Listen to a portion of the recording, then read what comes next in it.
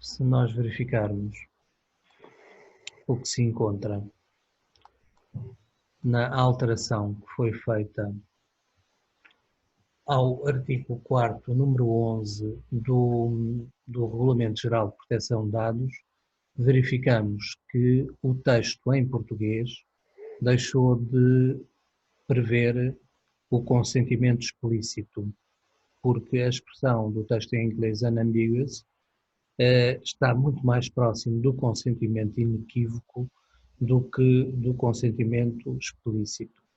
E isso tem consequências aqui no regulamento e tem consequências aqui no que diz respeito ao sentido da expressão.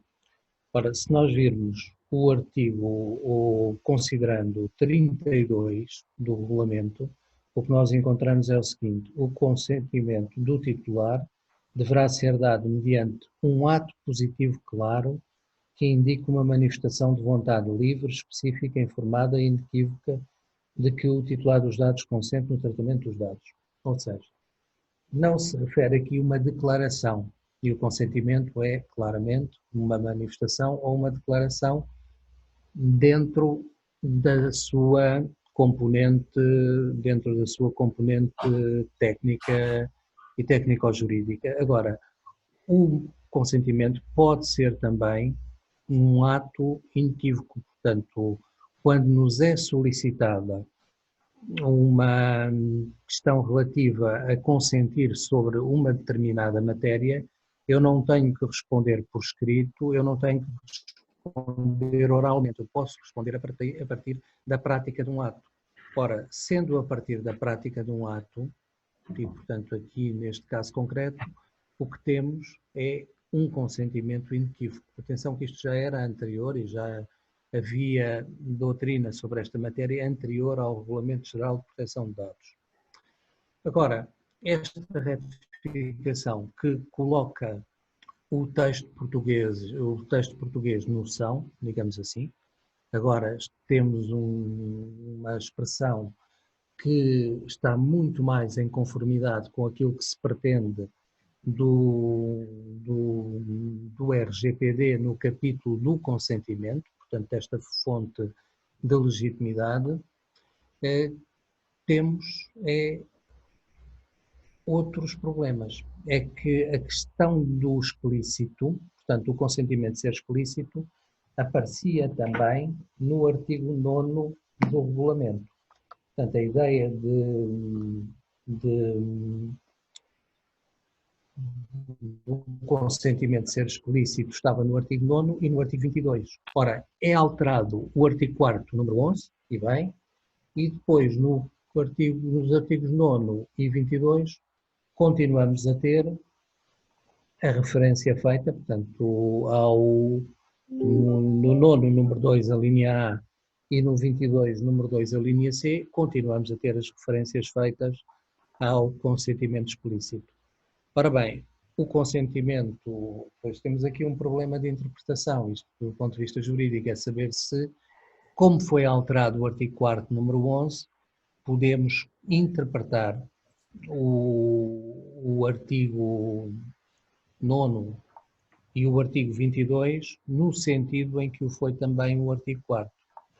Ora bem, o que penso sobre esta matéria é que mesmo que nós tivéssemos o texto em português com uma imperfeição relativamente ao texto em que foi elaborado o regulamento, o que teríamos que considerar era a possibilidade de alterar a interpretação do texto em português de acordo com o texto aprovado em língua inglesa. Portanto, o caráter explícito que aparece no artigo 22 e no artigo 9º parece-me que tem que ser visto com esta dimensão de caráter inequívoco. Portanto, penso que é este o aspecto que nós devemos tomar em consideração. E o que podemos considerar que representa um elemento significativo aqui para o regulamento. Agora, não sei se está a haver partilha aqui das guidelines, creio que sim. Sim, sim, estamos a ver. Ok. Portanto, ou seja, Alexandre, antes de continuarmos, só para perceber aqui uma coisa. Portanto, as guidelines efetivamente não vieram trazer, as guidelines já datam de maio, não é, deste ano, mas não vieram trazer alteração, nem propriamente nenhuma sugestão significativa de interpretação diferente. No teu entender, se entendi bem, portanto aqui até uma incoerência na forma como a atualização foi efetuada, certo? Aqui o que nós encontramos é que o tema do consentimento tem uma mutação muito significativa. Portanto, aparecem sempre situações em que o consentimento é um elemento relevante. E isso apareceu aqui com estas guidelines, só que o que me parece é que ela está muito baseada dentro da doutrina do grupo do artigo 29 e também fazendo muitas referências à diretiva 95/46, o que era o propósito aqui do texto. Agora, não nos traz aqui elementos de atualização muito significativos. Por exemplo, nós temos um acórdão importante este ano, o acórdão Planet 49, relativamente à necessidade de as cookies serem objeto de consentimento, obviamente não de conexão, não as técnicas de conexão, mas as que dizem respeito à expressão do consentimento para um tratamento de dados pessoais. Portanto, nós aí encontramos claramente o Planet 49 afirmando essa doutrina com base no regulamento de proteção de dados, mas aqui, quer dizer, eu diria que esse é um aspecto muito relevante dentro daquilo que aconteceu este ano. O acórdão é o C673/17, portanto o acórdão que traz aqui esta obrigatoriedade de as cookies, de acordo com a diretiva do comércio eletrónico e de acordo também com a RGPD, quando estamos perante elementos que não são técnicos destinados a assegurar o serviço, nós aqui temos que considerar o consentimento como um elemento fundamental. Ora bem, aqui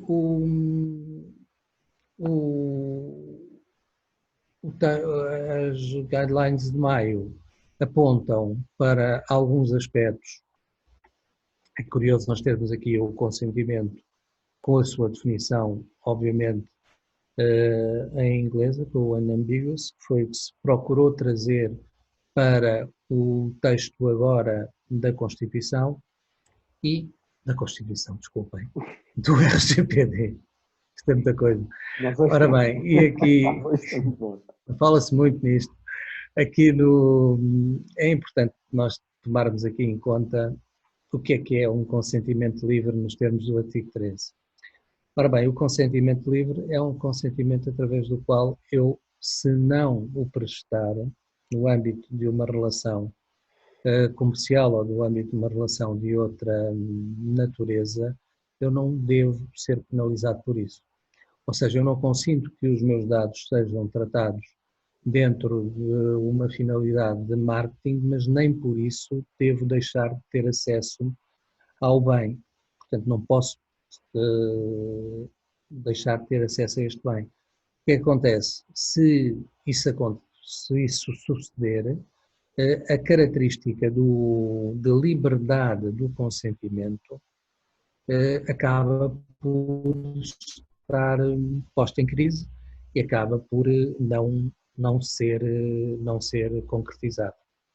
Pois o consentimento, portanto, está aqui um exemplo, claro, em que uma app para editar fotografias, se tiver que dar, portanto, se eu para editar fotografias, que é para isso que a app serve e é para isso que eu a adquiro, tiver que fornecer indicações de GPS ou tiver que autorizar a existência de publicidade para fins comportamentais, ora bem, numa situação destas, há evidentemente um consentimento não livre. Porquê? Porque eu vou ter que dar informação além da finalidade para poder ter acesso a este bem que é a aplicação. Portanto, o que está aqui é claramente uma situação em que se está a ir além daquilo que é permitido e daquilo que é aceito dentro dos princípios do regulamento de proteção de dados. Ora bem, nós temos aqui, força. Diz-me, não sei se quererás ainda terminar aqui a componente dos guidelines, era só para passarmos também a palavra ao Luís, retirarmos aqui um exemplo daquilo que o Luís quererá apresentar e depois também abrirmos o leque aqui às interações de quem nos esteja a ouvir, que eu depois hei de permitir, mas diz, Alexandre, se termina. É apenas o número 32 destes guidelines que, no que toca ao artigo 7º, número 4 do regulamento, ou seja, da revogação do consentimento. Portanto, é isso que nos vai interessar aqui.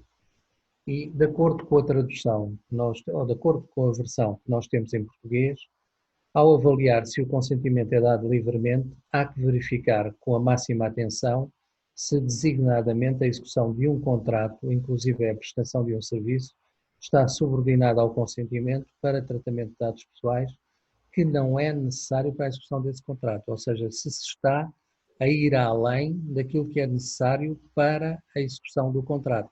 Por isso diz aqui no número 32 que o que é relevante na interpretação do artigo 7º são os elementos não necessários, porque os necessários estão integrados dentro do contrato. Agora, aquilo que é excessivo relativamente à finalidade, essa já põe em causa a natureza do consentimento e aqui já temos que admitir a revogação daquilo que vai além do elemento consentimento. O que nós temos que considerar também é que não podemos confundir o que seja introduzir elementos de proteção de dados dentro de um contrato, em que aqui a fonte de legitimidade não será idêntica, e dentro da matéria do consentimento. Portanto, isto pode levar-nos a conversas interessantes, mas agora não. Claro, não, seguramente. Passarei ao Filipe. Não, seguramente. Aliás, Alexandre, ia-te pedir, enquanto permites depois que o Luís partilhe o ecrã, tu, obviamente, aqui na última intervenção, nas últimas intervenções, acabaste de referir um dos aspectos que mais se encontra nas organizações quando estas se veem perante a revisão das razões de licitude para esse consentimento. Que é, muitas vezes, portanto, não é na maioria das vezes, mas muitas vezes,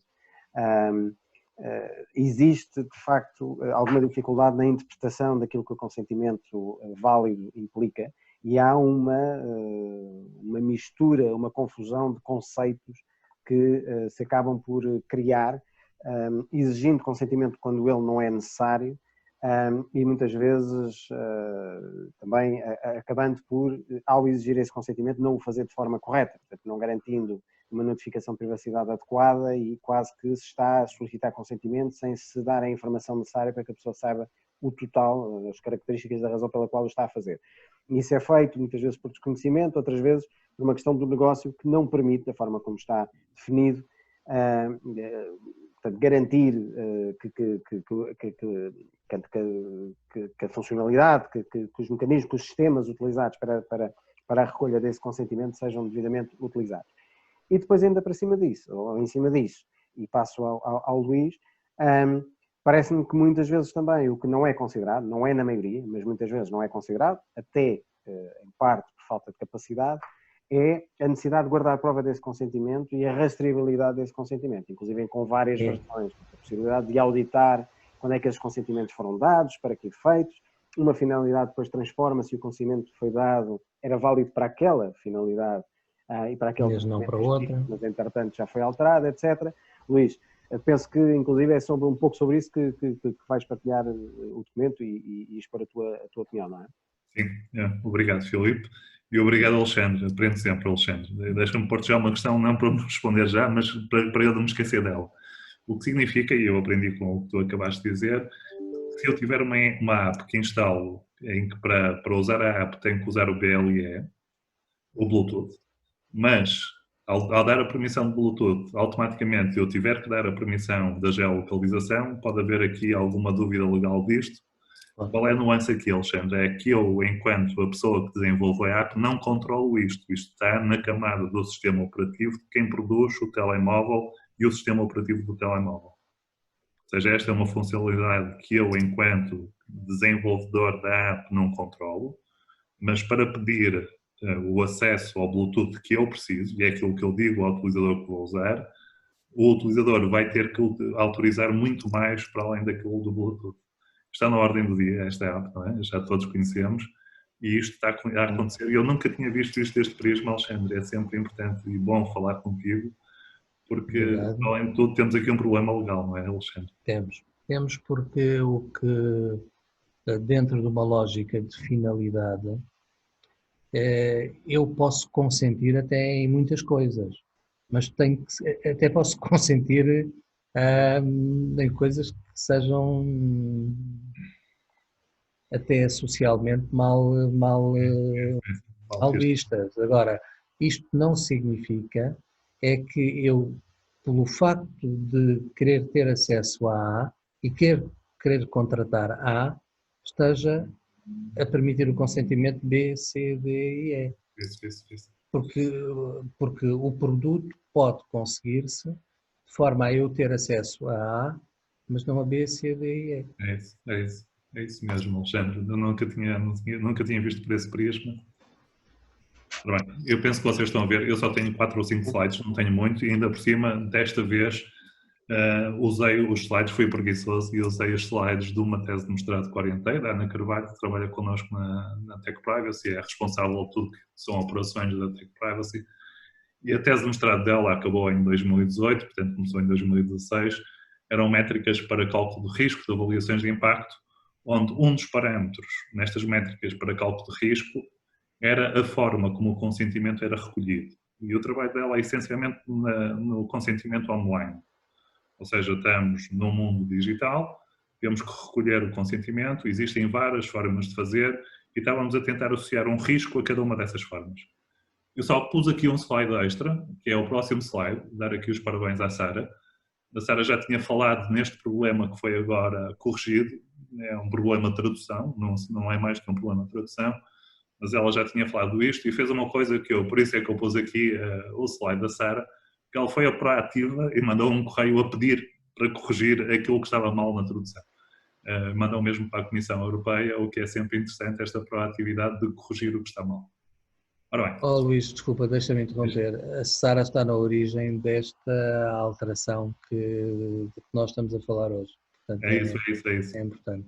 Ela enviou proativamente esse correio, é sempre muito importante esta parte, quando se encontra um erro, não ser só o estar a criticar, mas proativamente tentar resolver o problema também. Portanto, os meus parabéns à Sara. Consentimento. Bem, isto já todos vimos, o porquê é que eu vou voltar a passar sobre isto, e toda a gente conhece, mas eu gostava de passar, porque nós depois fomos medir a parte do risco relativamente a cada um dos aspectos que o consentimento deve ser. Portanto, deve ser livre, granular, específico, informado e, portanto, e depois vamos usar o livre como F, free, granular, specific, informed, e vamos usar isto mais à frente, por isso é que eu estava aqui só para ser completo. Inequívoco, e na altura a Ana Carvalho já tinha aqui o unambiguous como inequívoco e diferente daquilo que é o explícito, auditável and withdrawal, ou seja, poder ser retirado. Então, o que é que nós tivemos a fazer? Fomos ver, e reparem, nesta tabela temos um conjunto de formas de manifestarmos o consentimento no mundo digital, ou seja, eu posso manifestar o meu consentimento assinando digitalmente um documento em que digo que autorizo que aquele tratamento possa ocorrer, tenho um conjunto de características. A assinatura pode ser qualificada ou avançada, isto tem a ver com as características da assinatura e com a validade legal. Na prática, a qualificada é o que está no meu cartão de cidadão, a avançada é se eu próprio produzir um conjunto de certificados.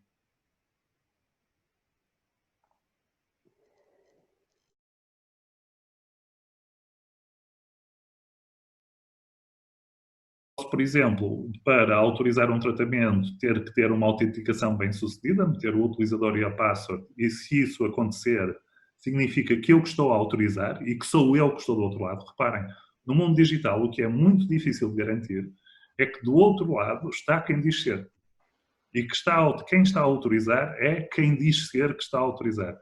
Este problema da gestão de identidade digital é muitíssimo difícil de resolver.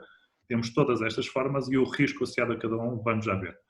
Um botão de confirmação de consentimento por e-mail, ou seja, enviam-me um e-mail para a minha caixa de correio, eu clico consinto, normalmente não gosto disto, pode haver aqui mais alguma coisa para além do consentimento.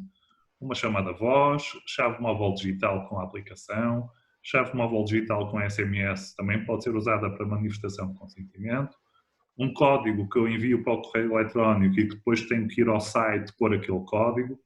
Um código enviado por SMS, um código para aceder ao consentimento dado. Portanto, temos todas estas formas. E o que é que fomos estudar? Fomos estudar para cada um deles que características é que o consentimento, usando esta forma, consegue garantir. Aqui o livre, o que era o A, eu tenho tendência para me esquecer, onde é que está o A? Está aqui auditável e explícito. E fizemos isto para as várias características, não cabia aqui na tabela, e portanto o nosso contributo aqui era numa perspectiva de ver quais são as características exigidas pelo regulamento em que cada uma desta tecnologia consegue ou não consegue chegar. E depois decidimos ir um bocadinho mais longe e decidimos associar a cada uma destas formas uma noção de risco. Ou seja, pedimos a 7 pessoas para nos dar uma noção de 1 até 4, o 1 é não consegue cumprir, o 4 é consegue cumprir para cada uma destas características. Ou seja, até que nível é que conseguimos ir? O 1 é muito baixo, não consegue fazer, o 4 consegue fazer na totalidade. E pedimos a 7 pessoas para fazer isto e depois fomos medir a concordância entre as 7 pessoas. Quem eram as 7 pessoas? Era um aluno de mestrado, era um aluno de doutoramento, era um docente, todos técnicos. Os que eu vos vou falar são todos técnicos, não tínhamos juristas no painel. Um aluno de mestrado, um aluno de doutoramento, um docente universitário com experiência nisto, mas em início de carreira, eu que já estava perto do fim de carreira, o responsável da segurança e da informação da Universidade de Porto, Luís Valente, e depois tínhamos aqui 2 extras. Eu vou-vos pôr 2 extras que são 2 profissionais técnicos com experiência há mais de 10 anos em proteção de dados, só fazem proteção de dados técnicos, e um deles tinha mais de 20 anos de experiência técnica em proteção de dados. Portanto, trabalhavam em reguladores.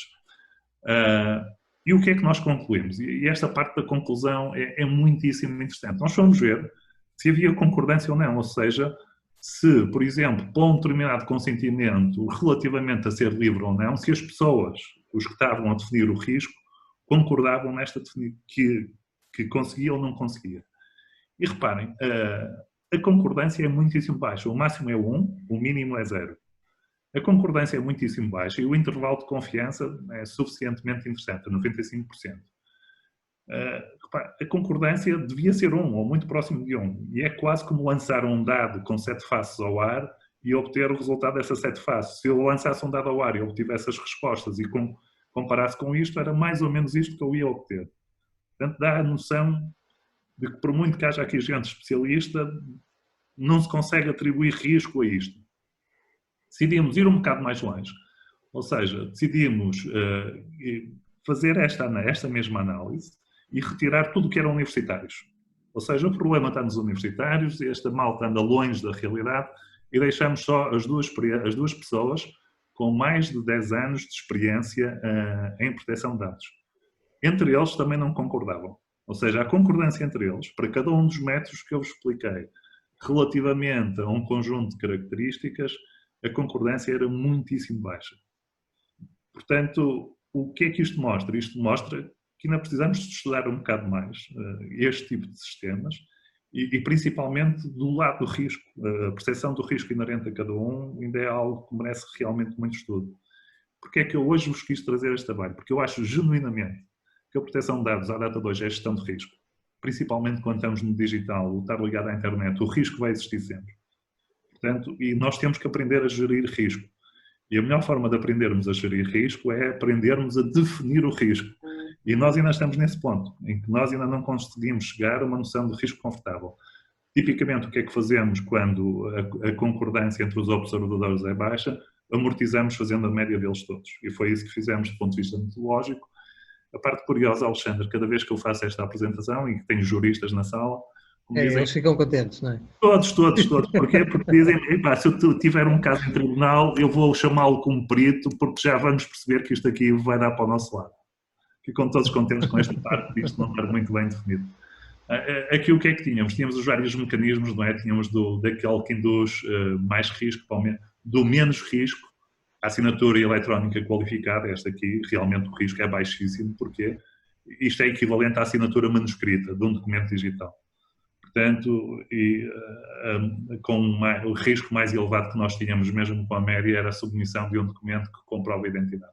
Isto tem vários riscos, não é um risco de segurança, nós estamos a falar no risco de privacidade / proteção de dados. Okay?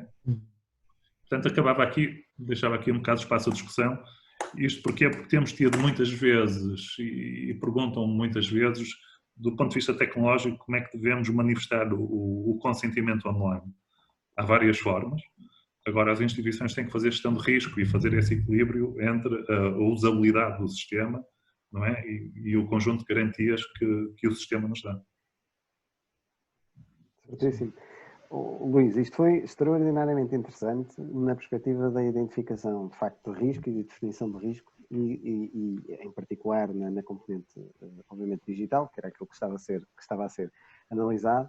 Mas, para além da identificação do risco e da necessidade de gerir e definir bem o risco, há aqui uma componente adicional que é a percepção do impacto, que é de igual, portanto, necessária para a definição do risco, para a identificação do risco, mas que é de igual dificuldade, que eu posso ter um risco porque identifico uma ameaça, uma vulnerabilidade, etc., mas depois o impacto que pode gerar da pessoa, isso ainda é mais um nível de incerteza ou de dificuldade acrescenta aqui ao processo. E é extraordinariamente mais importante no momento em que estamos cada vez mais on the verge, portanto no limiar de incluir dados biométricos para garantias de autenticação, etc. Por um lado, reduz a incerteza na garantia da autenticação da pessoa, mas, por outro lado, a segurança no acesso a esses dados faz com que o impacto e o risco seja... Deixa-me só comentar isso. E aqui há tempos eu estava num evento com alguém da Agência para a Modernização Administrativa e falaram nisso e alguém pôs nos comentários a cara do Luís Antunes diz tudo. Porque é que eu faço uma cara feia a cada vez que temos identificação biométrica? É fácil de explicar. É que se eu perder um token de autenticação, se eu perder uma password, eu consigo substituí-lo. Ou seja, se ficar comprometido, eu consigo substituir. Se a minha biometria ficar comprometida, eu não a consigo substituir. Eu não consigo substituir a minha biometria. Ela irá ser sempre a mesma. Okay? Portanto, em caso de comprometimento, o risco para a pessoa, o impacto na pessoa é brutal. E é importante que as pessoas tenham essa noção.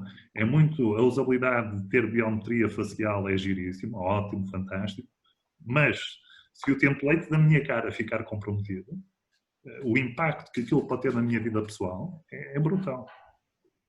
Sem dúvida, sem dúvida. Eu, entretanto, nós já permitimos que quem nos esteja a ouvir possa levantar a mão. Terão aí um botão a dizer precisamente isso, raise hand, ou levantar a mão, não sei exatamente na versão em português como é que será.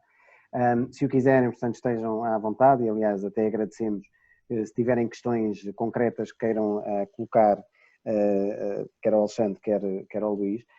Mas, entretanto, Luís, se não te importares, ia-te perguntar aqui mais uma questão, enquanto aguardamos que haja aqui questões a serem colocadas.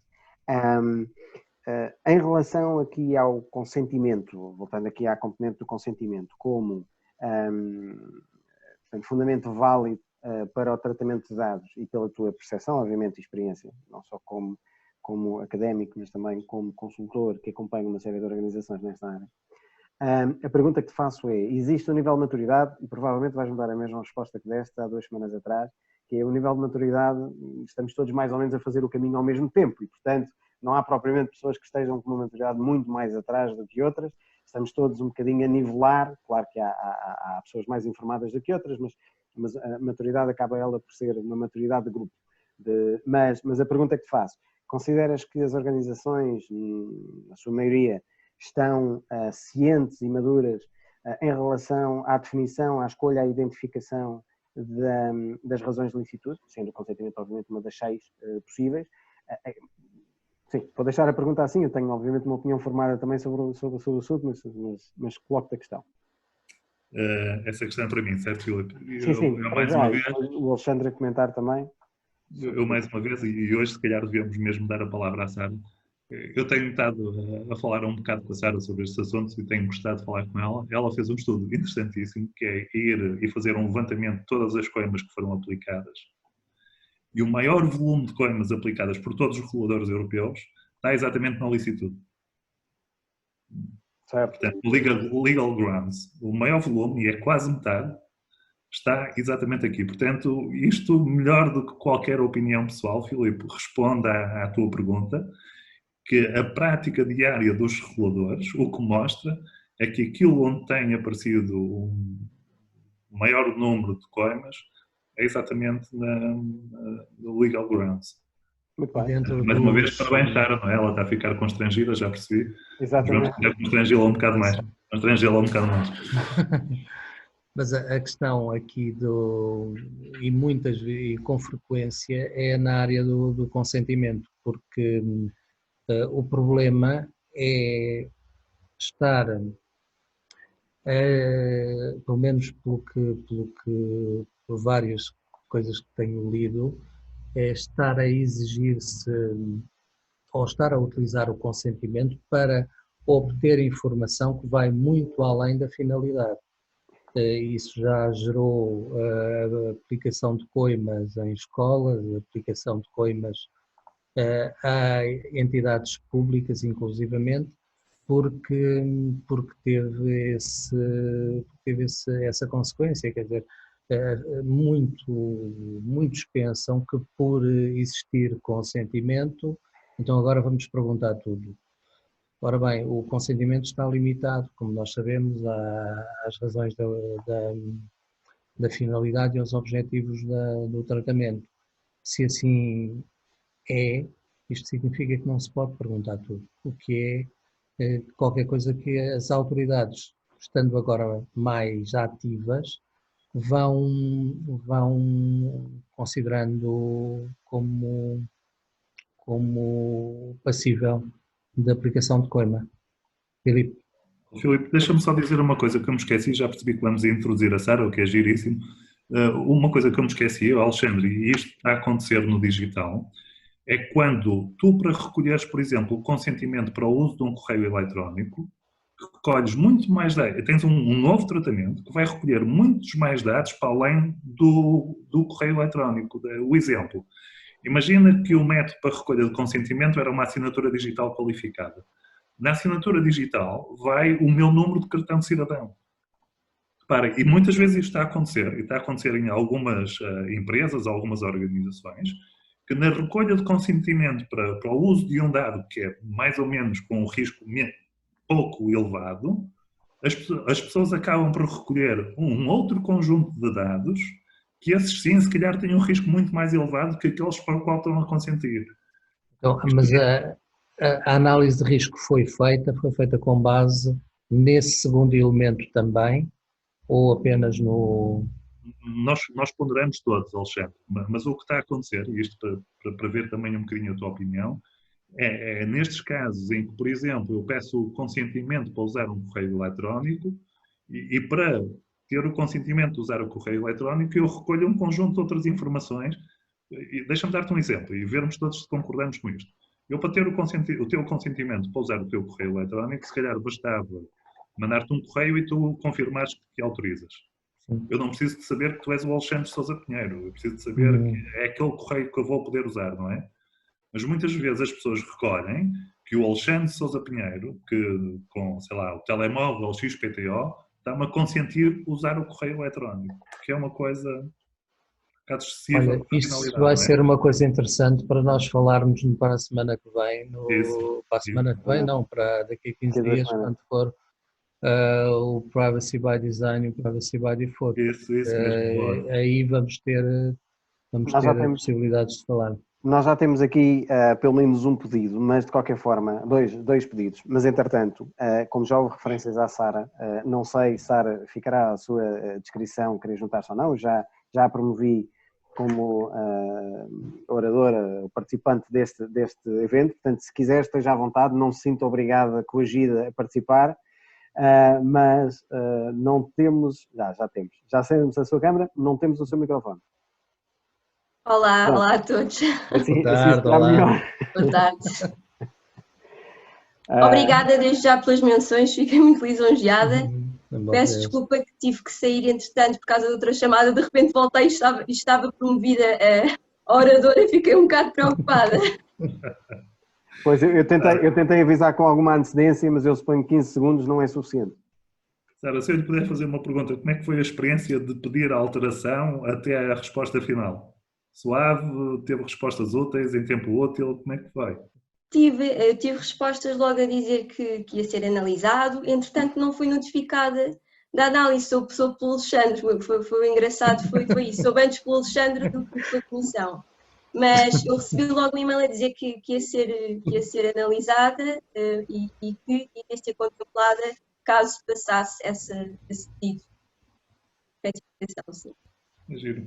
Muitíssimos parabéns. Agora, Sara, se puder partilhar um bocadinho aquela análise que fez daquele Excel, porque o Filipe estava-me a perguntar, não sei se ouviu essa pergunta ou não, do ponto de vista de maturidade das instituições relativamente ao legal grounds para o tratamento, aos fundamentos de licitude.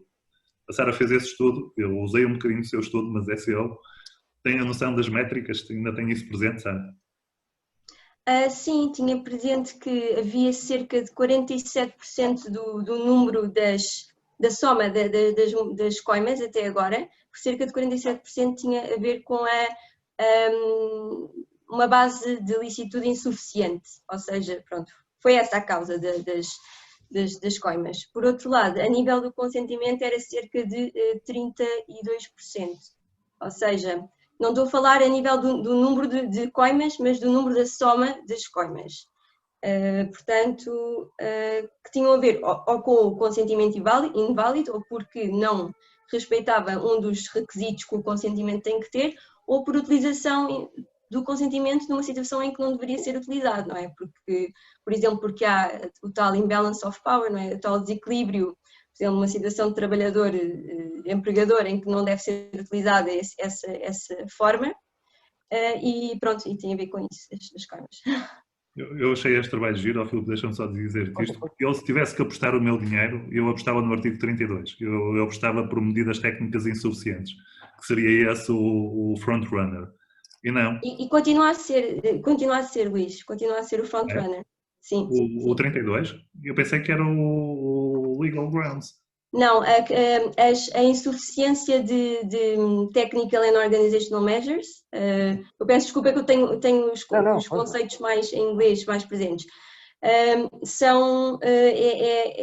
esse é o maior número. Boa, então ainda vamos à frente. As coimas têm a ver com isso, sim. Ainda somos um mau exemplo nós. Mesmo até do tema que vão ver a seguir sobre Privacy by Design, não há tanto infrações sobre Privacy by Design diretamente, mas tem a ver com esta falta de implementação de medidas técnicas e organizativas, e esse é o front-runner, sem dúvida. Mas, no entanto, 47% das coimas ainda é um número significativo para a falta de licitude. Se bem que é importante referir que em termos de licitude está facilmente identificada, há 6 razões de licitude, em termos de medidas técnicas e organizativas, assim como está descrito, é um bolo que acaba sempre por ser alvo de interpretações internas, e qualquer organização, quando começa a abordar o tema, tem essa dificuldade que é, então, o que é que são mesmo as medidas técnicas e organizativas que eu devo aplicar? E, portanto, a coisa depois acaba por ser gerida de uma maneira diferente. Nós vamos, se concordarem, passávamos aqui a voz a algumas das questões. Sara, já que o Luís tirou o tapete e a Sara foi promovida... Tenho que pedir desculpa à Sara, foi uma maldade sem a ter avisado, desculpe. Agora, de qualquer forma, convidámo-la a ficar connosco e pelo menos Claro. sempre fica um painel mais bonito. E eu passava aqui a palavra à primeira intervenção, portanto, darei aqui a possibilidade ao Daniel Francisco. E Daniel, eu pedia só que, muito brevemente, identificar apenas, até para estarmos todos no mesmo patamar, e para, pronto, e colocar a sua questão, por favor. Daniel, está-me a ouvir? Olá, estou sim. Boa tarde. Daniel Francisco, somente disse aqui a fazer um feedback. Bom, Daniel Francisco, bem que eu conheço todos os presentes, sou membro da PDSI, já nos encontramos várias vezes, sou autor do livro de implementação do RGPD na administração pública, do qual tive o prazer de ter o Alexandre Sousa Pinheiro na mesa de lançamento. Temos Boa tarde, Daniel. Costumamos andar por aí a discutir muito isto e essas coisas todas. E estou também aqui com a Sandra ao meu lado, por isso é que estava agora aqui com o feedback com o outro PC. Há aqui duas questões que eu achei extremamente pertinentes. Uma vai para o Alexandre Sousa Pinheiro, depois a outra vai para o Filipe Sara, que é a primeira questão. Essa substituição da palavra é verdadeiramente uma substituição ou por vir nas definições é aquilo que é, podemos dizer, mais um plus, um adicional ou racional, porque agora cada vez nós falamos ao definir, ou ter uma nova definição, cada vez que temos no texto a aplicação da palavra, temos que incluir a definição nova que tem. Essa pelo menos é uma interpretação que eu faço, de que em vez de ser só uma substituição no artigo, como é na definição, vai ter implicações sempre que ela é mencionada. Essa é para o Alexandre. Se estamos na mesma sintonia, se não, se há aqui algo, juridicamente, há aqui algumas nuances que me possam estar a escapar ou que possamos debater. Para o Luís e para a Sara, é aquela famosa questão do risco, não é? Eu trabalho imenso com o risco. Mas, por exemplo, em auditoria, antigamente nós fazíamos auditoria e o tempo era 40% a 60%. Agora, a preparação da auditoria passou, por causa da avaliação do risco, de um tempo de 20% para os 40% a 60%. Não é? Ou seja, implicitamente, o desejo que nós temos de cada vez mais diminuir o risco está a fazer com que o risco aumente. Não é? Que é aquela coisa interessante do risco. Se cada vez eu necessito de ter mais anos para me assegurar no consentimento que eu efetivamente tenho as medidas técnicas e organizativas que me defendem, conforme o Luís estava a dizer, isso vai-me ao mesmo tempo obrigar a ter mais anos, o que me obriga a aumentar o meu risco. E muitas vezes nos modelos nós não pomos essa característica. Não é? Falta-nos depois no modelo de análise do risco levar isso em conta ou na equação, ou no racional, ou no algoritmo. Outra coisa que eu também tenho, a percepção que eu tenho sobre a aplicação das coimas e de algumas coisas que eu já fui vendo e fazendo umas brincadeiras para mim própria, é que a principal causa está mesmo devido aos acessos ilícitos, não é? Aos acessos não autorizados. Por isso aí concordo que seja o artigo 32 e seja também a base das licitudes e das finalidades, porque eu em 2015, na minha tese de doutoramento, falei que o Facebook não ia demorar muito tempo a ir mexer na base de dados do WhatsApp. E disse que eles comprometeram-se, não sei se se lembram, durante a altura, durante 3 anos não mexer. Eu disse que nem durava 6 meses, é que durou 3. Não é? Por isso, a apetência pela informação, quando ela nos está disponível, faz muitas vezes saltar a questão da finalidade, porque eu já tenho aquilo ali à mão. E este também é um outro problema. Mas pronto, resumindo, é a questão aqui do risco e a questão de ser uma substituição ou ser mais um plus adicional agora à definição. Obrigado Daniel. Alexandre, por favor, a primeira questão. Relativamente à retificação, a retificação é uma alteração. Portanto, a retificação não é um elemento a mais, é uma alteração. Portanto, onde se lia, aliás as retificações são assim que são redigidas, onde se lê X passa a ler-se Y. Portanto, é uma alteração. O problema que nós vamos ter aqui, que a meu ver não é problema, mas enfim, não há só, enfim, diferentes opiniões entre o pessoal da tecnologia, também entre juristas temos estas doutrinas variadas. O que se pode perguntar é o seguinte: onde não foi alterado o explícito, portanto no artigo 9 e no artigo 22 e nos considerandos, se vamos fazer uma interpretação de acordo também com o inequívoco. E parece-me que é essa a interpretação a fazer, porque, a meu ver, isto já anteriormente podia realizar-se. Agora, evidentemente que o texto do regulamento estar retificado para português é um ganho evidente, é um ganho enorme, do ponto de vista não só da legalidade, mas também da segurança. Por outro lado, posso só dizer que já houve alterações ao RGPD no passado, portanto estas não são as primeiras, e nomeadamente ao artigo 3º, em que se alterou no texto em português uma expressão em que se dizia os cidadãos residentes em Portugal para os cidadãos que se encontrem no território nacional. Ora bem, o que é uma alteração muito significativa, porque residir é uma categoria administrativa, enquanto que encontrar-se no território nacional, imaginem um turista, um indivíduo que vem praticar uma atividade e que depois deixa de se encontrar no território nacional. Bom, aí nesses casos não se aplicava na primeira versão, antes da primeira retificação, o regulamento na versão portuguesa e evidentemente que faria todo o sentido que ele fosse aplicável. Portanto, essa foi uma retificação e digo, bom, e vejamos, se formos fazer o inventário do que precisa de ser alterado no regulamento, eu não desejo isso a ninguém. Muito para bem. Ficar correto. Não antes de passar aqui à segunda questão, penso que a Sara queria também nos dar as palavras sobre esta questão, não é? Sobre este ponto. Sim, sobre este ponto, Daniel, obrigada pela questão. Eu acho que tem aqui uma ligeira diferença de interpretação, lá está, os juristas, que é o seguinte: quando falamos do consentimento no artigo 6º, não foi erro, o consentimento geral, e falamos quais é que são os elementos, não é? Os requisitos para um consentimento válido, e falamos de um consentimento que deve ser inequívoco e não explícito, e isto a par e passo de todas as outras versões linguísticas. Depois temos outras situações especiais que as próprias IDPB Guidelines falam, não é? Sobre que, pela sua natureza, podem causar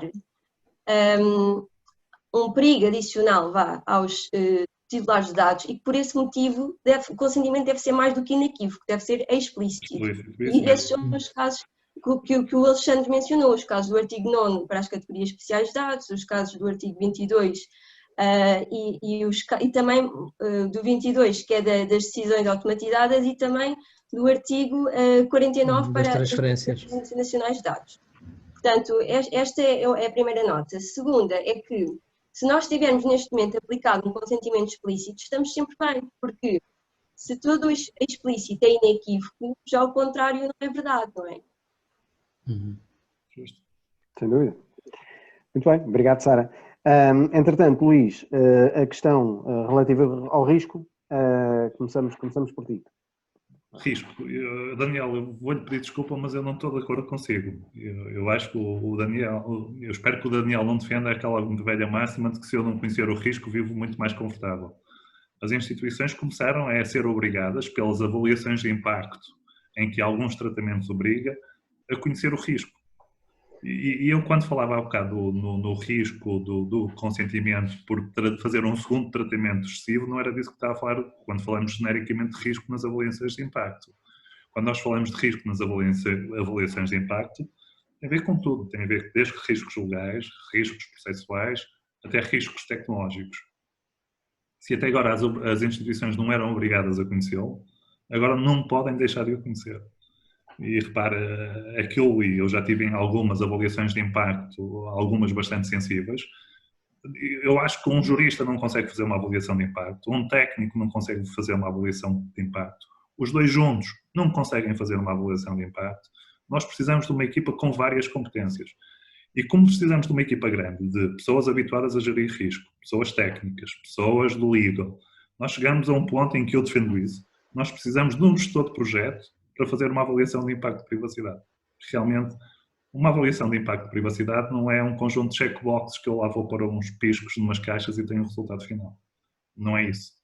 Portanto, o risco, cada vez mais as instituições começam a estar interessadas e cada vez mais o risco de proteção de dados e o risco de cibersegurança passa a estar na mesa das discussões do Conselho de Administração. E bem, não é só porque a proteção de dados acarreta agora um risco financeiro, acho que foi o maior drive, mas eu acho que merecem esse foco do ponto de vista do negócio, a componente de risco e conhecerem o risco em cada uma destas duas componentes. Certo. Sara, eu penso que a questão do Daniel também suscitava aqui comentários da Sara, não sei se quer acrescentar alguma coisa. Acho que concordo com o que o Luís disse também. Aqui não tenho nada a acrescentar.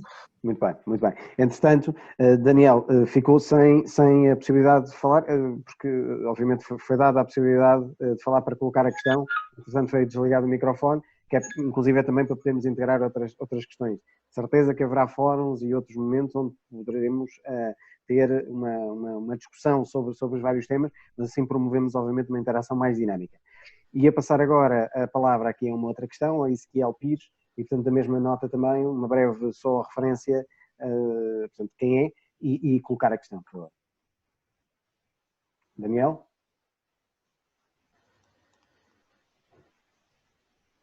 Penso que o Daniel... Estão a ouvir? Eu? Exatamente, Ezequiel. Perdão, Ezequiel, sim, por favor. A minha questão é de ordem prática, mas antes gostaria só de me apresentar. Eu trabalho em LCG há algum tempo, não muito, como gestor de projeto, e as minhas questões surgem da necessidade prática de por vezes endereçar estas questões que surgem nos clientes, que muitas vezes se sentem de alguma forma limitados nas suas ânsias de fazer a recolha de dados ou de alguma forma fazer uso da informação a que poderiam ter acesso. Resumindo, a primeira questão tem a ver com a recolha do consentimento e, portanto, na hipótese daquilo que o cliente querer fazer ser apenas o envio de e-mail de marketing, não será legítimo ou não será suficiente a recolha do consentimento apenas através do e-mail, isto é, uma vez legitimado um consentimento para envio de marketing para um determinado e-mail, não será necessário recolher mais nada, correto? A segunda questão tem a ver com precisamente a recolha do consentimento e as finalidades a que se pretendem, havendo aqui a necessidade de um consentimento inequívoco e explícito. Esse consentimento pode ser recolhido de forma única ou tem que ser individualizado para cada uma das finalidades. Eu creio que essa questão já poderá eventualmente ter sido respondida noutros fóruns, não neste, mas de qualquer das formas é algo que recorrentemente surge em termos práticos. Muito bem, obrigado, Ezequiel. Alexandre, por favor. Ora bem, relativamente à recolha, quer dizer, aqui o princípio aquilo que se aponta é para a minimização da informação recolhida. Nesse sentido, se a recolha do endereço de correio eletrónico for suficiente, isso não tem ou isso não apresenta dificuldade.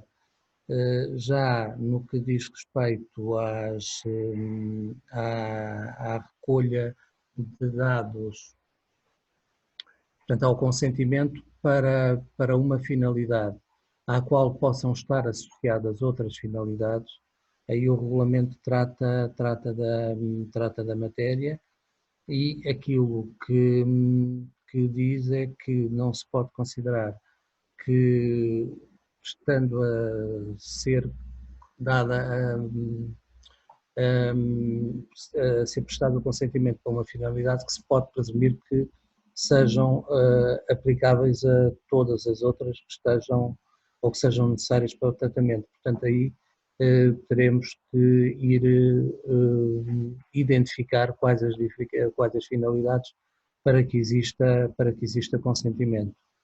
Portanto, relativamente a isto, eu queria só dizer-vos que, e a Sara sabe isto bem, a alteração que foi feita agora foi no artigo 4º, número 11, portanto foi mesmo na definição do consentimento, portanto não noutras disposições que façam alusão ao consentimento.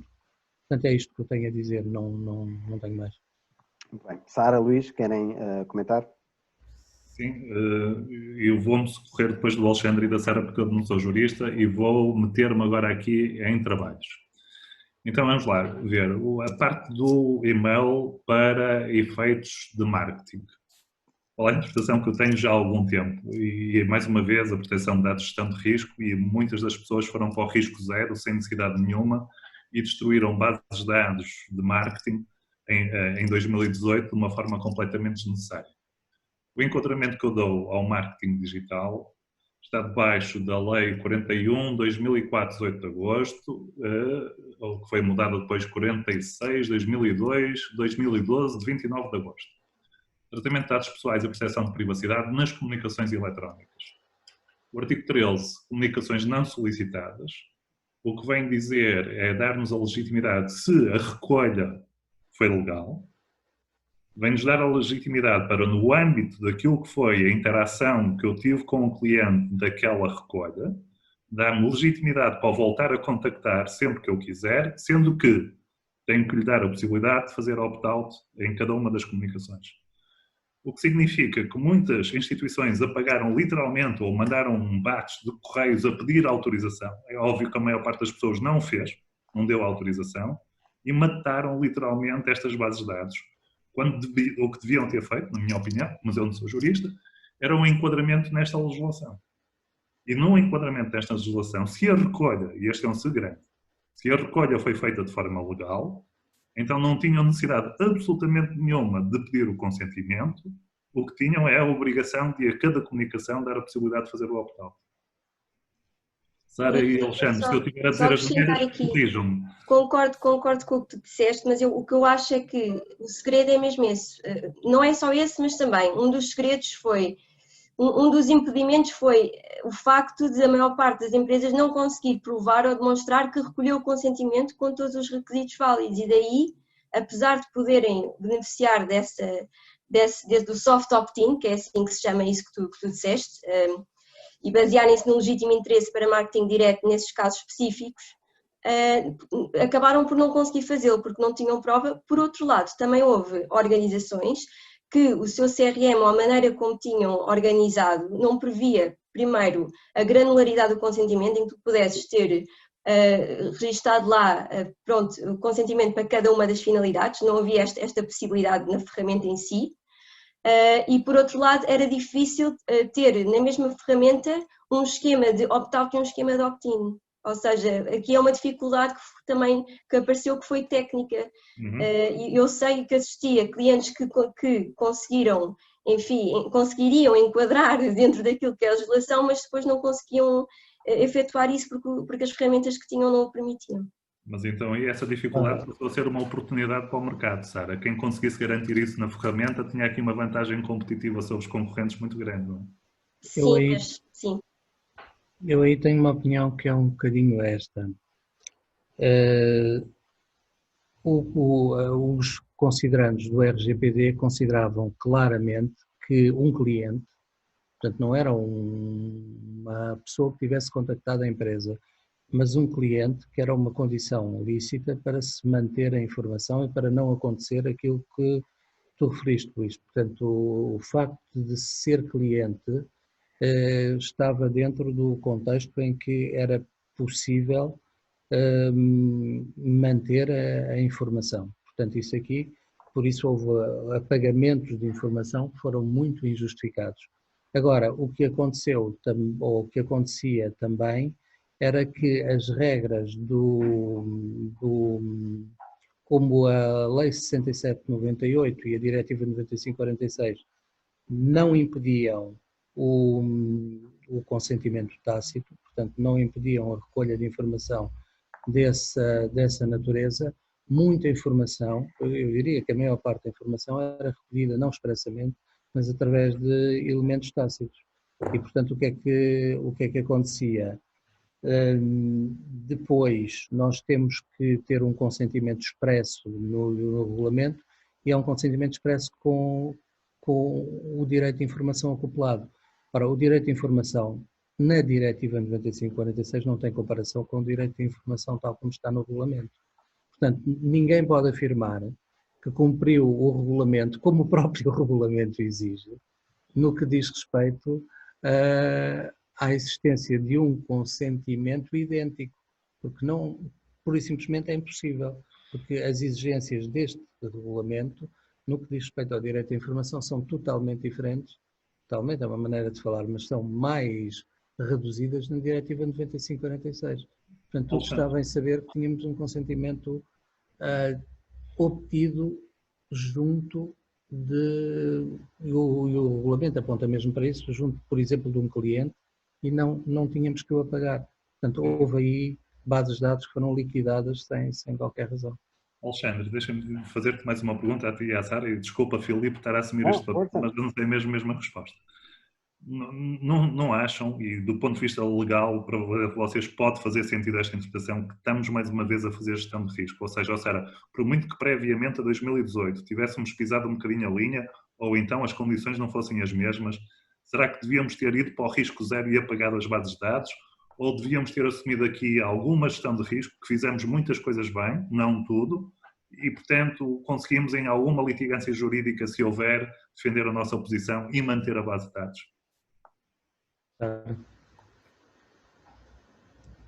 Eu sou sempre adepta aqui da gestão do risco, não é? Mas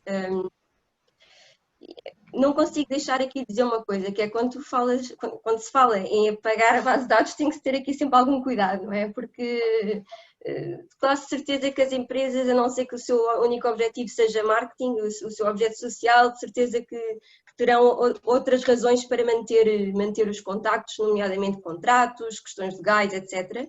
E é importante ter aqui algum cuidado quando se faz essa referência, porque também sei de casos de empresas que simplesmente apagaram, porque, mais uma vez, confundiram aquela questão que o Filipe colocou no início, aquela questão de temos que ter consentimento, se não temos consentimento não podemos fazer nada.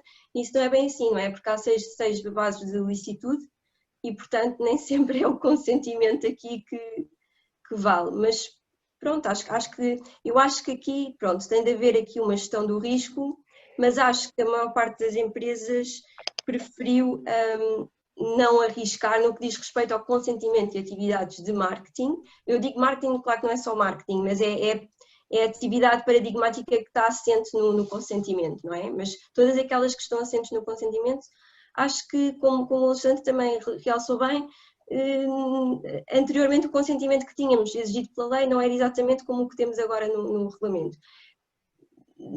Talvez, se calhar temos casos em que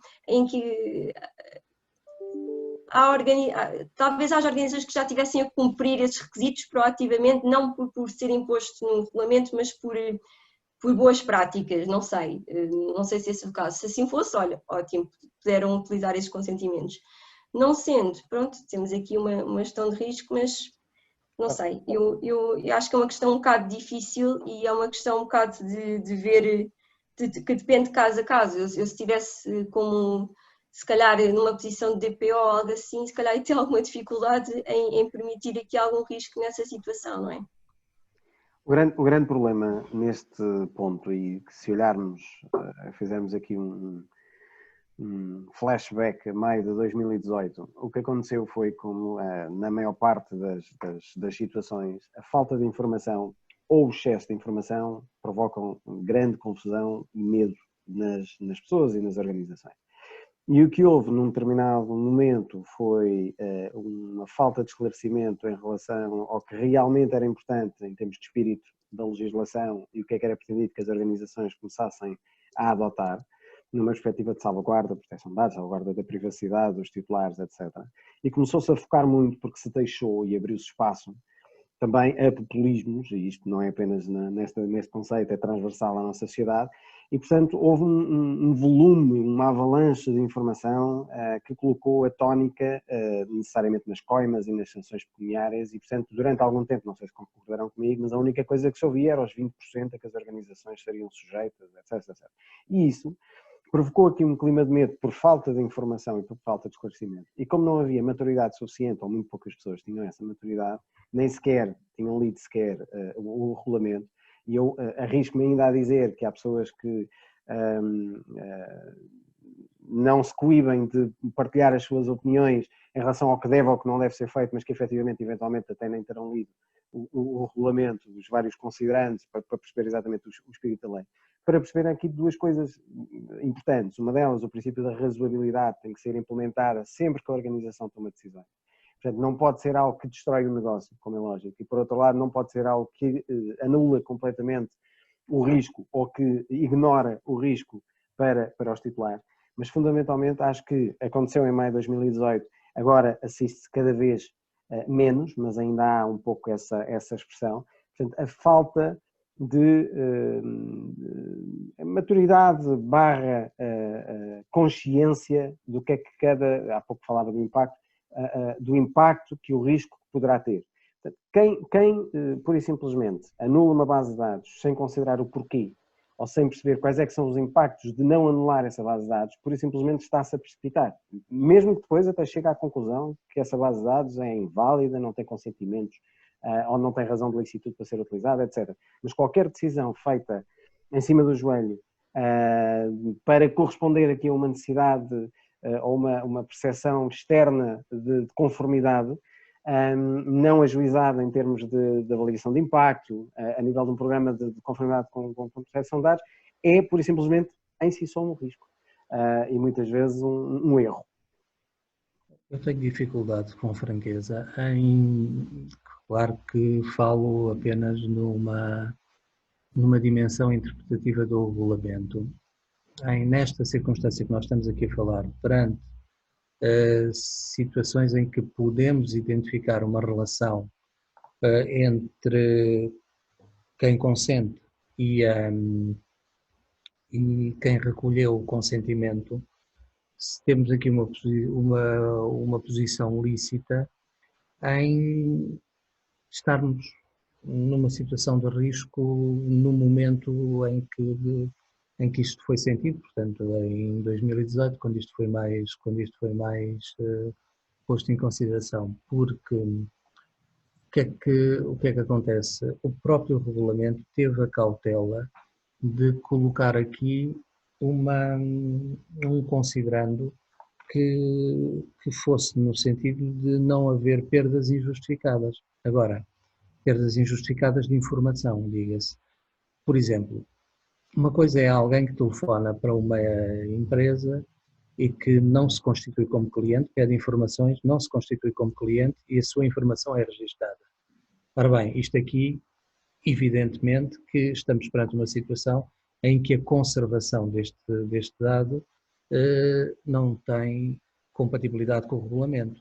Agora, alguém que já procedeu a uma relação com a empresa e que tem uma qualquer ligação com ela, isto aqui, de acordo com o regulamento,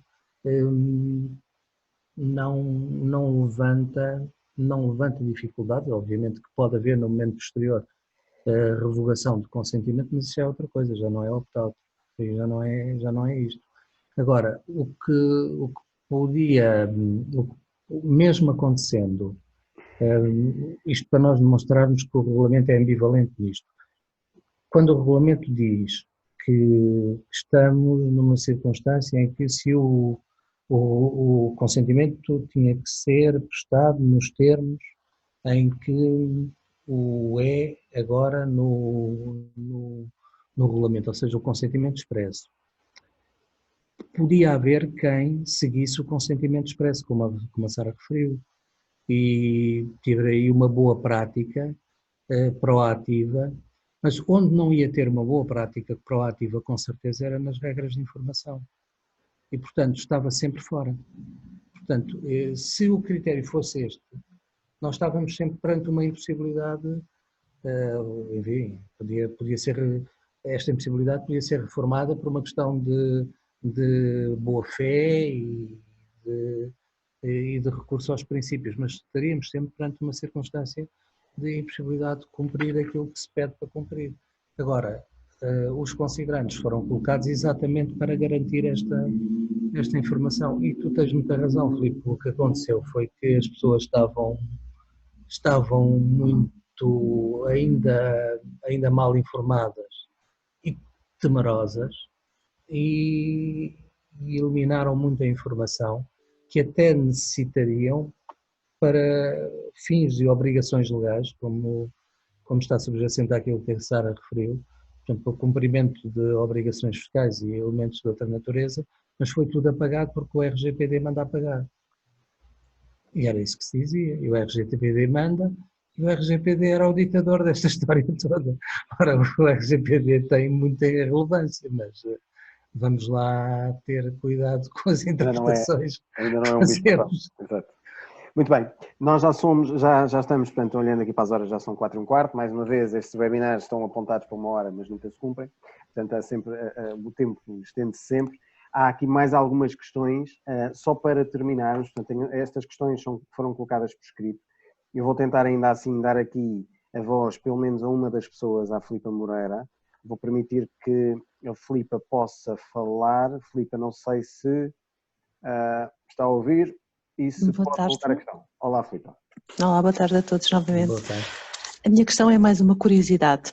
Porquê? Porque o RGPD fala em categorias de dados especiais, nomeadamente os sensíveis ou de saúde, e a nova lei que transpôs o RGPD, ou que executa o RGPD na Ordem Jurídica Nacional, a 58 de 2019, vem criar lá um artigo específico, ou vem desenvolver num artigo específico consentimento para pessoas falecidas.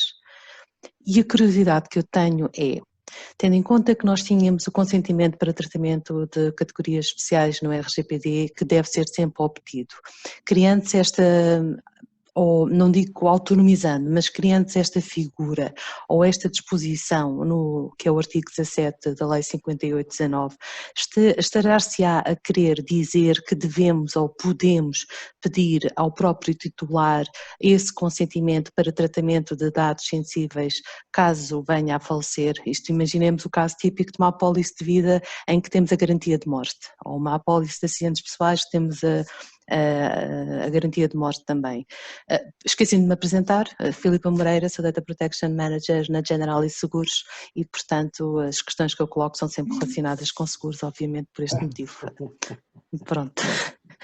Porque, só para terminar então, porque depois temos num número a seguir uma autonomização de um direito, ou seja, vamos atribuir ao titular a possibilidade de não transferir ou para o beneficiário ou para o herdeiro legal ou para quem quer que ele tenha nomeado ou ela tenha nomeado para ser seu representante depois da sua morte, o exercício de alguns direitos, nomeadamente o de acesso, etc. E, portanto, eu acho que isto parece querer indicar que deveríamos ou poderíamos pensar nesta autonomização, mas como digo, isto é uma curiosidade minha e como não vejo ninguém a escrever muito sobre o tema, aproveito este fórum que acho que é o ideal para o propósito. Obrigada. Obrigado, Filipe. Alexandre, quererás... Ora bem, neste capítulo o que está em causa é o direito à proteção de dados de pessoas falecidas. E o que o regulamento, aliás, já existia no Código Civil,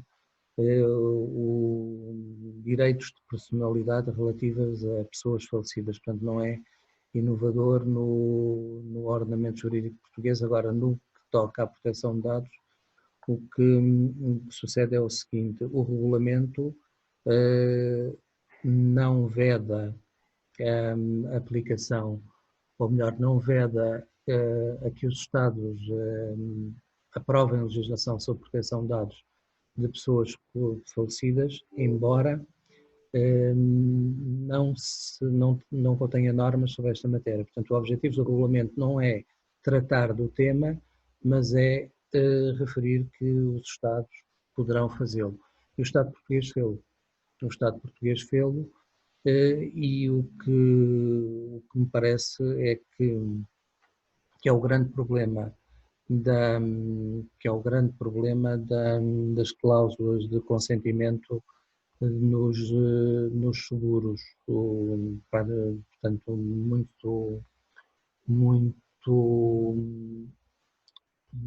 muito em especial nos seguros de vida, que é o de saber se esse consentimento que, enfim, pode ter como base o acesso à informação clínica, se esse consentimento pode ser tido como, ou ter como fundamento o artigo 17 da lei. Eu aí não penso que tenha sido com esse propósito que tenha sido construído este elemento do artigo 17 da lei de execução. Quer dizer, agora, a possibilidade de introduzir o consentimento, apesar da Comissão Nacional de Proteção de Dados levantar dificuldades relativamente a isto, nos seguros de vida, parece-me que tem sido mais bem interpretada pela CADA, que não tem interpretado isto no sentido de o consentimento não ser específico, porque o problema que a Comissão levanta é essencialmente esse, é a especificidade do consentimento. Alexandre, eu não ia... A CADA tem vindo a mudar a jurisprudência a esse nível. As últimas deliberações da CADA a esse nível já vão muito, muito assertivas do ponto de vista de específico, e a última alteração que houve da CADA, da LADA, da Lei de Acesso a Documentos Administrativos, o artigo 6, número 5, diz exatamente: um terceiro só tem direito de acesso a documentos nominativos se estiver munido de autorização escrita do titular dos dados que seja explícita e específica quanto à sua finalidade e quanto ao tipo de dados a que quer aceder. Mas isso, Luís, no artigo 6º, a alteração que se introduziu, e vocês desculpem lá, mas isto, as coisas vão correndo, e isto é muito importante o que o Luís Filipe disse, porque é o seguinte: ao contrário da informação relativa à proteção de dados, em que nós temos que referir a finalidade, quando estamos a referir a informação administrativa, aqui não há que definir a finalidade. Para a informação administrativa, aliás, há a mesma disposição constitucional e há um artigo na LADA, diz o seguinte: não tem que se fundamentar a razão pela qual se pede a informação. Agora, o que é que veio fazer a LADA de 2016? Portanto, a Lei 26 de 2016, o que veio fazer foi o seguinte: introduziu como dados nominativos também os dados pessoais. E os dados pessoais, independentemente de serem dados pessoais com especial sensibilidade ou não. Portanto, nesse sentido, deixou de acontecer uma coisa que acontecia, que era, por exemplo, alguém que, sem fundamentar porquê, chegava a uma escola e pedia o registro biográfico dos alunos. E era-lhe transmitido isto. E havia mesmo indicações do Ministério da Educação que apontava para que esta informação devia ser transmitida. Ora, com a alteração que o Luís falou, isto modificou-se em 2016. Agora, em matéria de dados de saúde, continuamos a ter o conflito de competência entre a Comissão de Proteção de Dados e a CADA, mas isso é uma coisa que vai continuar a existir, não haja ilusões quanto a isso, e a interpretação é diferenciada relativamente, essencialmente, a este elemento de especificidade. A Filipa fez uma pergunta e depois ouviu aqui muitas coisas. Exato, exato. Pronto, estamos mesmo a terminar. Vou apenas colocar uma das questões que foi colocada por escrito e agradeço depois uma resposta também breve a quem optar por responder. A questão é de uma pessoa anónima, portanto também não lhe posso passar a voz, e aquilo que pergunta é: tem licitude em tratar os dados do seu e outros doentes, um investigador clínico, médico, tendo por base um consentimento cirúrgico, por exemplo, ou até não efetuar a recolha de consentimento, invocando a lei da investigação clínica? Isto agora, não sei. Eu posso começar, Filipe, deixa-me começar, que eu trabalho na saúde já há cerca de 15, 20 anos, em dados de saúde. O consentimento deve ser livre e não desesperado. Quando eu recolho um consentimento de alguém que está a ir para o bloco de operações, esse consentimento nunca será verdadeiramente livre, eu chamo-lhe um consentimento desesperado. Porque quando eu estou a ir para o bloco de operações, se me pedem um consentimento, eu assino o que me pedirem, tratem-me. E depois temos que separar aqui duas coisas que é importante os investigadores perceberem que é preciso separar. O que é o consentimento para, por exemplo, um ensaio clínico, e é o consentimento para participar no ensaio clínico, e o que é um consentimento para o tratamento de dados pessoais. E estamos a falar de dois consentimentos a dois níveis diferentes. E temos que recolher os dois. Portanto, eu percebo, e reparem, o regulamento, só para dizer a quem fez a pergunta, o regulamento abre a porta à investigação clínica. A minha mulher é bioestatística, dá aulas na Faculdade de Medicina, e quando o regulamento começou, veio-me dizer que o regulamento matou tudo que era investigação científica, clínica, retrospectiva. Porquê? Porque é muito difícil recolher o consentimento das pessoas quando já passaram para o hospital há 10 anos. Mas mesmo nesses casos, o regulamento vem dizer que se nós pseudo-anonimizarmos os dados e minimizarmos os riscos, nós continuamos a poder fazer a investigação clínica. Agora, vamos ter que fazer aquilo que nunca fizemos, que é ter cuidado na proteção das pessoas. O segundo argumento que eu ouço da classe médica sempre é o argumento: mas nós estamos ao abrigo da sigilo profissional, temos códigos de conduta, códigos de ética. A resposta que eu dou é que, nesse aspecto, a natureza foi muito honesta e distribuiu os honestos de forma uniforme por todas as classes. Há políticos presos, há professores universitários presos, com certeza também haverá médicos presos, portanto não nos podemos refugiar nisso também. Bem, essa foi uma declaração profunda. Entretanto, Alexandre, não sei se quererás comentar, mas agradeço, e Sara também, mas só mesmo aqui uma nota final muito rápida. Uma nota final é esta, quer dizer, é que o consentimento para ser livre não é um consentimento prestado sobre brasas, quer dizer, isto não é um consentimento livre. O consentimento livre é aquele que me permite ter um grau de reflexão e, acima de tudo, não ter o receio de que não vou ter acesso ao bem. Ora bem, quando alguém está perante uma circunstância como a que o Luís Filipe referiu, evidentemente que esta liberdade surge coartada. Agora, no caso dos ensaios clínicos, nós temos outro problema muito interessante no que diz respeito ao consentimento. É a revogação do consentimento no meio do ensaio clínico, que pura e simplesmente não pode ser aceito. Porque aqui quem está, o promotor do ensaio, tem que poder acompanhar para localizar eventualmente a área ou o momento em que houve a dificuldade. Claro. Muito bem. Ficamos por aqui. Antes de mais, um especial agradecimento à Sara por ser juntado a nós sem pré-aviso e por ter estado extraordinariamente bem, aliás, abrilhantado o painel. Obrigado, Sara, obrigado, Alexandre, obrigado, Luís, obrigado a todos os que estiveram do lado de lá também a escutar e a participar nesta nossa conversa. E relembro então que daqui a 2 semanas teremos mais uma edição destes webinars, focado desta vez no Privacy by Design e Privacy by Default, à mesma hora, no sítio do costume, como se costuma dizer. Obrigado, uma boa tarde a todos e bom trabalho. Obrigada. Boa tarde. Adeus.